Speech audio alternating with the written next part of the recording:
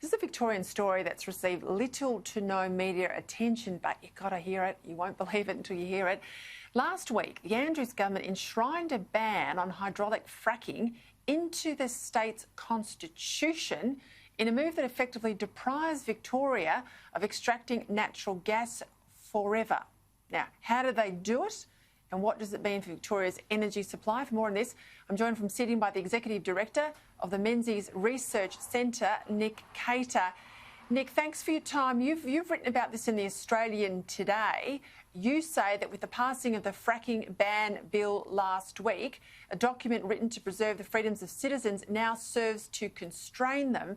We're talking about constitutional change here, not just legislative change. Tell us what's happened. Well, nobody's ever used the Constitution in this way, as far as I can see, Peter, in Australia. I mean, the Constitution is there to sort of preserve the powers and procedures of Parliament and in an Australian case, of course, divide powers up between state and federal. It's not there to park bits of ordinary legislation. So the Andrews government has decided, for completely the wrong reasons, incidentally, to ban fracking for gas. I mean, I think that's crazy. I mean, the CSIRO last year has given fracking a keen bill of health, saying it's perfectly safe and it's a great way of getting cheap gas. They decided to ban it, but put it in the Constitution in order deliberately to tie the hands of future governments. I'm not sure exactly what the procedures are to change the Constitution back, but it is difficult, and therefore it is a burden on any future government to change it back. And constitutions were just never meant to sort of be littering with this sort of bits and pieces, everyday legislation. No, and of course, if it's in the federal context, to make any change to even an apostrophe change to the federal constitution, Australia's constitution, of course, you need a majority of voters in a majority of states. It's a referendum by the people, not so in Victoria. Was there any opposition in the Victorian Parliament to this move? Well, that's an interesting question, Peter. Not from the opposition. The Liberal opposition, its official stance was just to let this through. There are a few Liberal members in the upper house who did vote against it, and the Liberal Democrats and some other crossbenchers, but not enough, obviously, to stop it.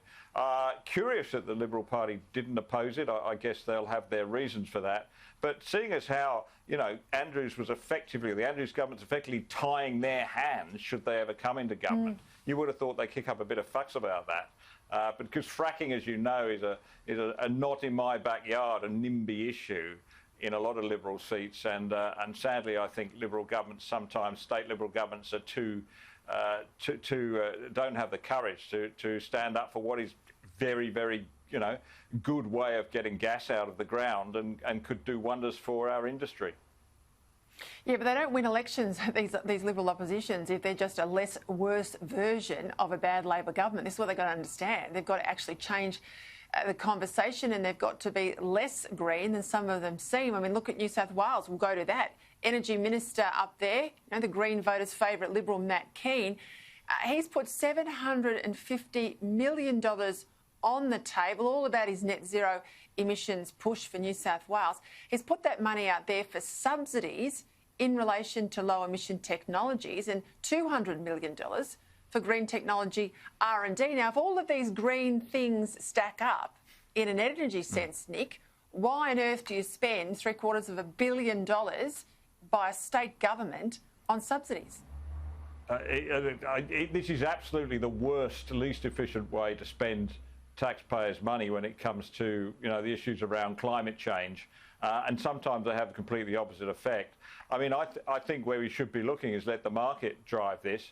And as you know, in the United States, where fracking, the thing that has now been banned in Victoria, where fracking technology really took off, then pretty soon there was so much gas flowing that the coal-fired power stations were closing down because they were uneconomical.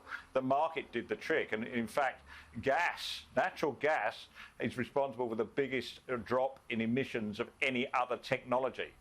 And in the case of Matt Keane in New South Wales, I think rather than spend this money, I think he should be fast-tracking the Santos gas development at Narrabri, which could absolutely revolutionise the state's gas supply and small and large industry out there in central New South Wales. So, a lot of time for the Premier in New South Wales. I just wish you'd do a reshuffle and move that bloke to somewhere else other than the energy and environment portfolio. Nick Cater, thank you for your time. Thank you, Peter.